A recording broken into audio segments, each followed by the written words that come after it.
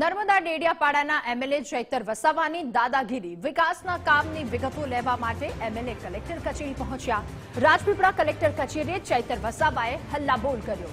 ચૈતર વસાવા અને સમર્થકોએ કચેરીમાં તોડફોડ પણ કરી અને કલેક્ટર કચેરીમાં બારીના કાચ તોડી નાખ્યા। તો પોલીસે ચૈતર વસાવાને રોકતા પોલીસની સાથે ઘર્ષણ પણ સર્જાયું। ચૈતર વસાવાએ પોલીસને આ દરમિયાન ખુલ્લી ધમકી પણ આપી કે અમને રોકતા નહીં, બાકી જોવા જેવી થશે। ઘટનાને લઈને જિલ્લા પોલીસ વડા કલેક્ટર કચેરીએ પણ દોડી આવ્યા હતા। 10 પેટીના 5 લાખ, 20 પેટીના 10 લાખ હપ્તા તમારા કોણ કોણ લે છે બધી યાદી છે ભાઈ, સમજ પડે છે ને?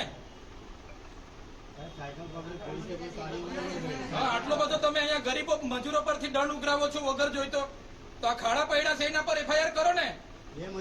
લાયસન્સ નથી, આરસી નથી, વીમો નથી, એમ કરીને તમે દંડ 4-4 હજારના દંડ ફટકારો છો મજૂરિયાને। ખાડા પૈડા છે અધિકારી પર ને કોન્ટ્રાક્ટર પર, કેમ એફઆઈઆર નથી કરતા ભાઈ?